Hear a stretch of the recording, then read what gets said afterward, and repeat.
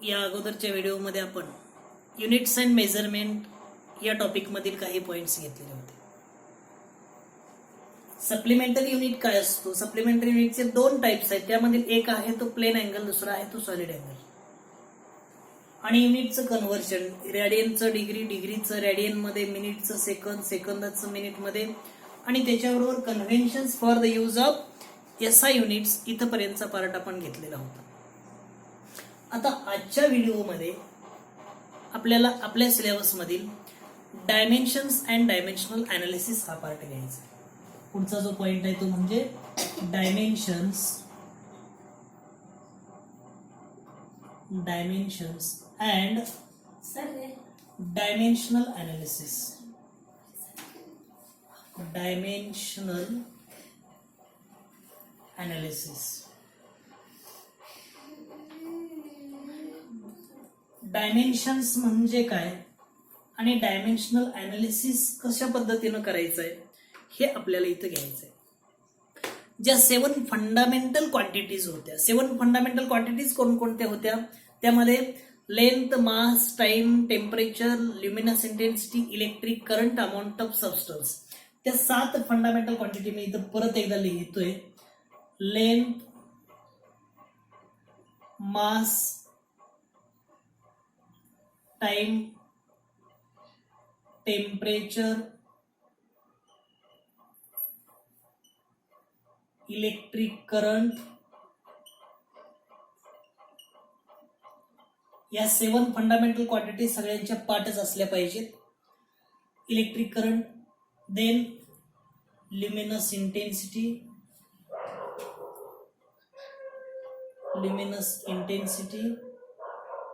आणि पुढं amount of substance.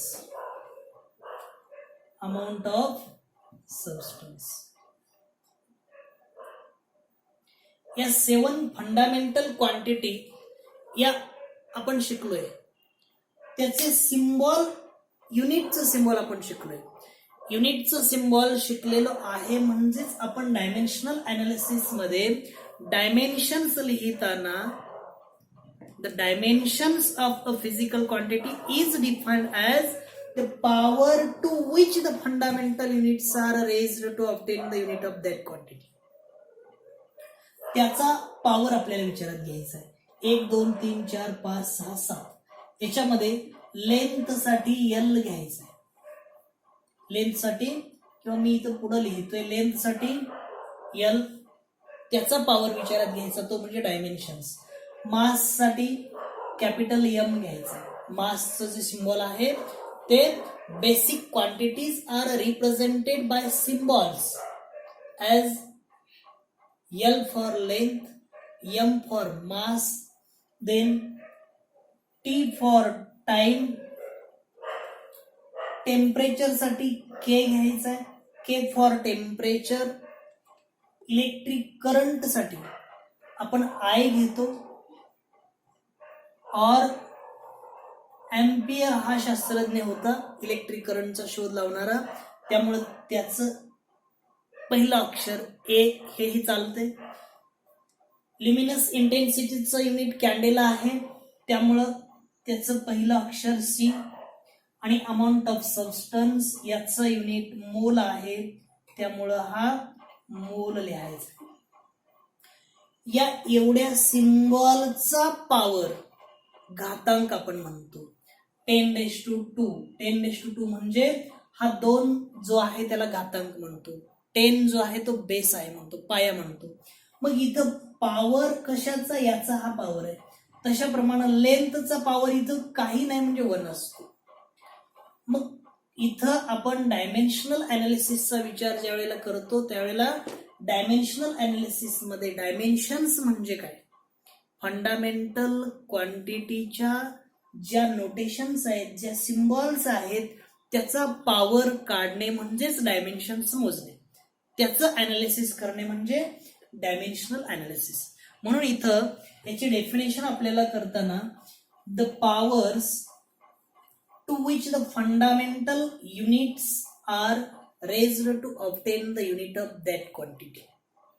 समजा लेंथचा आपण युनिट विचारत घेणार आहे, लेंथचा पॉवर मोजायचा आहे, लेंथ एल या अक्षराने लिहितोय, याचा इथं पॉवर किती असतो, काही नाही म्हणजे 1 असतो. कोणत्याही क्वांटिटीचा पॉवर हा 1 असतोच, आपण नाही लिहित पण तो 1 असतो. मग लेंथचा 1 झाला, मासचा m झाला, m⁻1 झाला. तशा प्रमाणे डायमेन्शन्स अँड डायमेन्शनल अनालिसिस मध्ये dimensions of a physical quantity, डायमेन्शनची डेफिनेशन लिहिताना the powers to which the fundamental units are raised to obtain the unit of that quantity is called as the dimensional analysis or dimensions. आता dimensional analysis मध्ये आपल्याला व्हेलॉसिटीचे dimensions मिळवायचे. पहिल्यांदा आपण व्हेलॉसिटीचे dimensions घेऊया. Velocity म्हणजे वेग आपण म्हणू. व्हेलॉसिटी इज इक्वल टू, काय डेफिनेशन आहे व्हेलॉसिटीची किंवा फॉर्म्युला माहित पाहिजे. डायमेन्शन्स मिळवण्यासाठी फॉर्म्युले पाठ असले पाहिजेत, फॉर्म्युले आपल्याला सगळे माहीत असले पाहिजेत.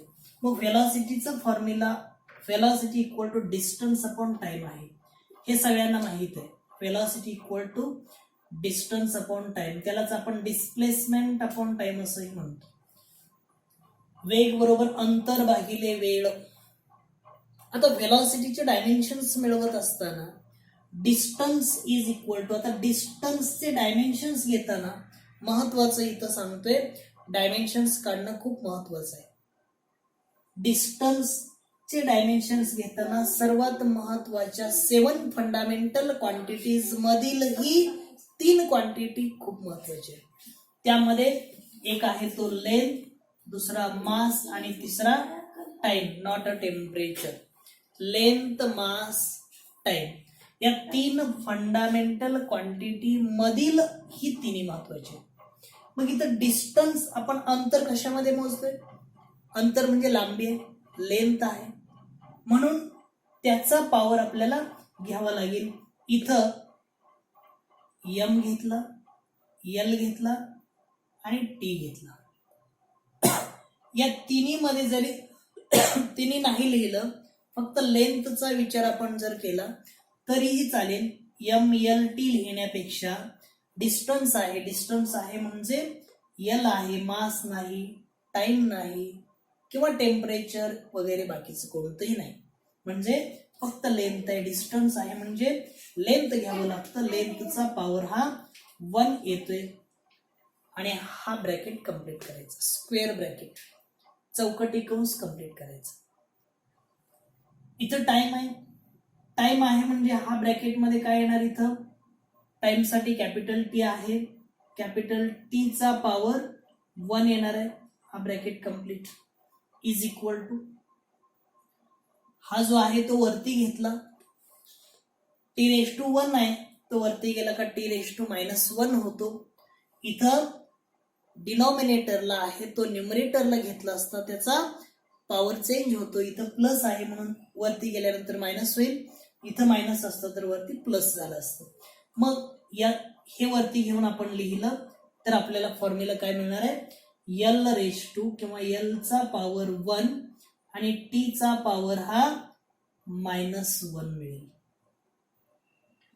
l चा पॉवर हा 1 मिळाला, t चा पॉवर हा -1.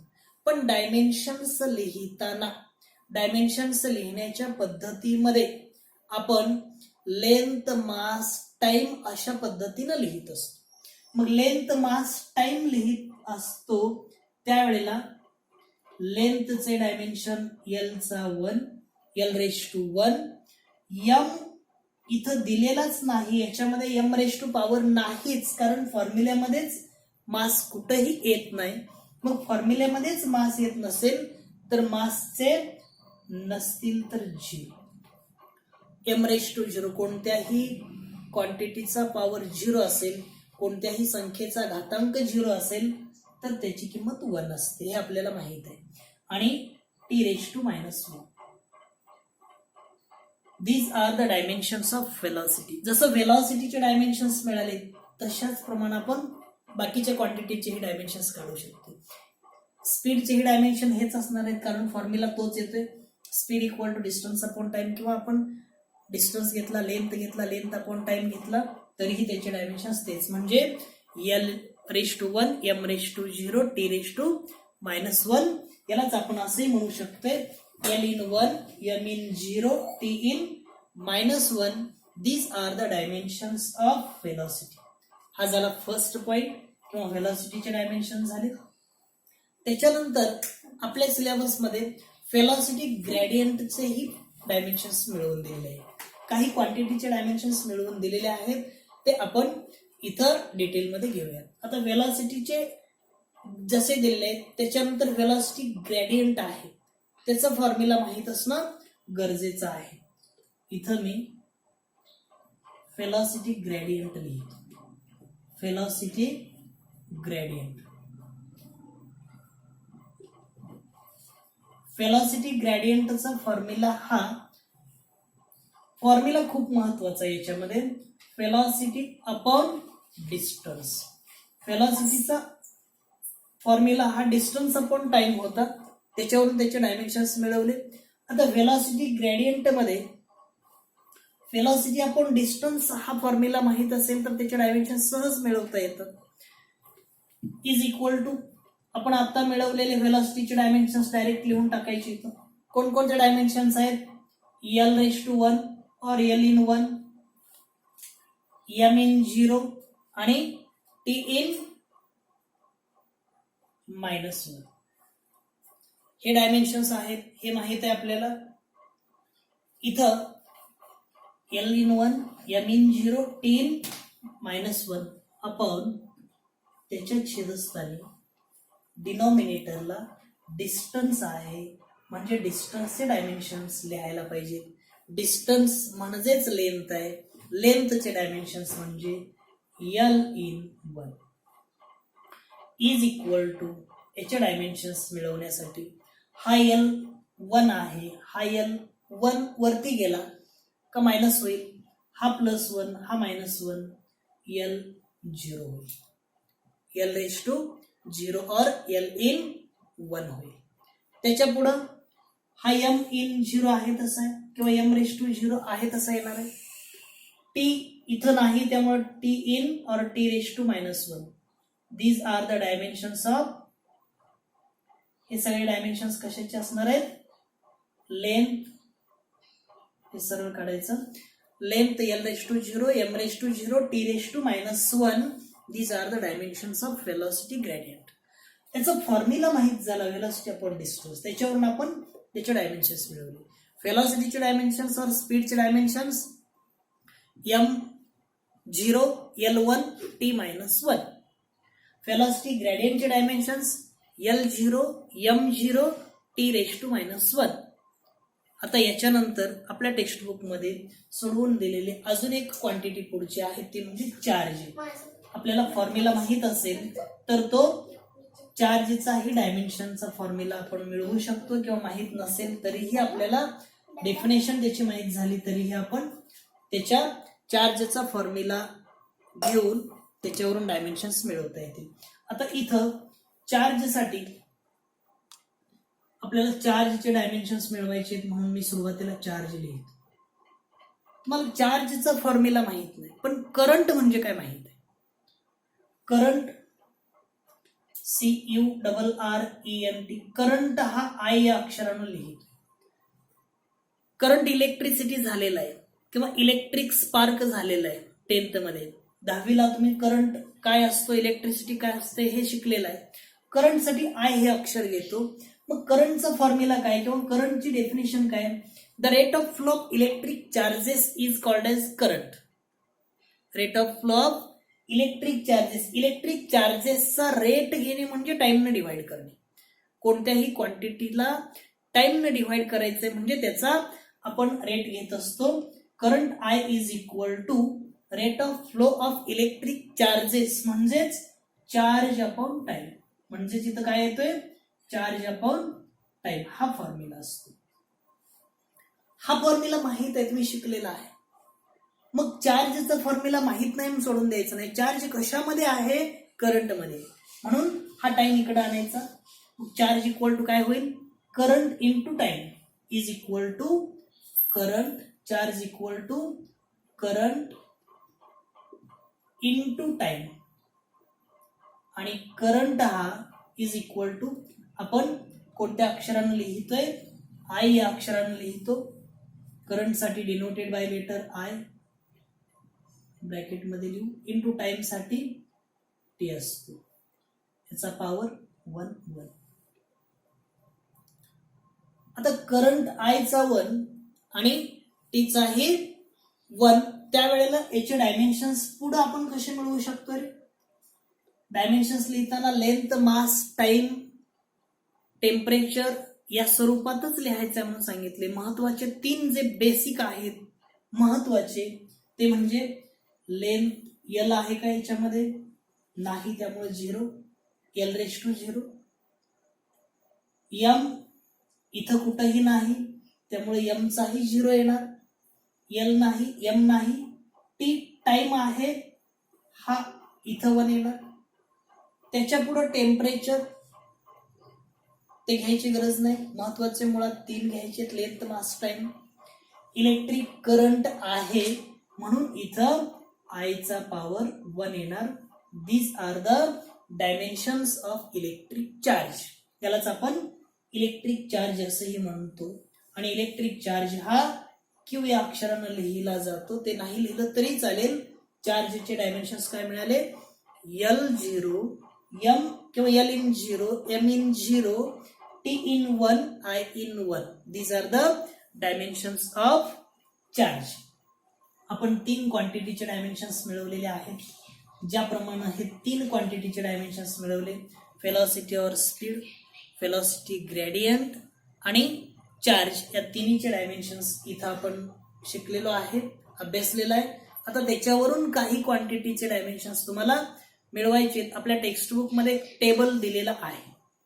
त्या टेबलमध्ये 8 क्वांटिटीज दिलेल्या आहेत आणि त्या 8 क्वांटिटीचे डायमेन्शन्स, त्याचे फॉर्म्युले, त्याचे युनिट पण दिलेले आहेत. पण आता त्याच्यामधला एक मी पॉइंट घेतोय. त्या टेक्स्टबुक मध्ये दिलेली जी पहिली क्वांटिटी आहे ती म्हणजे डेन्सिटी. आपण 1-2 सोडवून घेऊयात आणि बाकीचे तुम्ही सॉल्व्ह करायचे. डेन्सिटीचा फॉर्म्युला माहित पाहिजे. डेन्सिटीचे डायमेन्शन्स मिळवण्यासाठी density is equal to mass per unit volume. Density equal to mass per unit volume हा फॉर्म्युला आहे. Mass upon volume is called density. आता मास साठी कोणतं अक्षर आहे? आपण एम घेतोय, ब्रॅकेट मध्ये लिहिलं तरी चालेल. अपॉन व्हॉल्यूम आहे, व्हॉल्यूम म्हणजे त्याला आपण क्यूब म्हणतो किंवा घनफळ असं म्हणत असतो. मग कशाचंही घनफळ काढताना त्याचा फॉर्म्युला काय असतो? लेंथचा क्यूब असतो. लेंथचा क्यूब असतो. त्यामुळं आपण त्याचं नोटेशन लिहिलं किंवा त्याचं युनिट लिहिलं तरीही आपल्याला त्याचे डायमेन्शन्स मिळवता येतात. युनिट लिहिलं तरीही त्याचे डायमेन्शन्स मिळवता येतात. युनिट लिहिण्यासाठी महत्वाचं इथं डेन्सिटीचं युनिट केजी पर मीटर क्यूब आहे. केजी पर मीटर क्यूब हे त्याचं युनिट आहे. मग केजी म्हणजेच मासचं युनिट आहे. व्हॉल्यूम मीटर क्यूब म्हणजे लेंथचं युनिट आहे. मीटर क्यूब मग लेंथचा क्यूब. याच्यावरून आपण डायमेन्शन्स अशा लिहू शकतो की L3 आहे तो L⁻² वरती गेला, L⁻³ असलेला वरती गेला, L⁻³ होईल. M इथं 1 आहे, M in 1 होईल आणि त्याच्या पुढं T याच्यामध्ये नाही, त्यामुळे T in 0. These are the dimensions of density. आपल्या टेक्स्टबुक मध्ये दिलेला जो कॉलम आपण अभ्यासला, तर इथं मिळालेली जी पुढची क्वांटिटी आहे ती म्हणजे डेन्सिटीची आहे. डेन्सिटीचे डायमेन्शन्स हे युनिट वरूनही काढता येतात. केजी म्हणजे मासचं युनिट आहे, मीटर क्यूब म्हणजे लेंथचं युनिट आहे, पण मीटर क्यूब आहे म्हणजे व्हॉल्यूमचं युनिट आहे, मीटर म्हणजे लेंथचं युनिट आहे.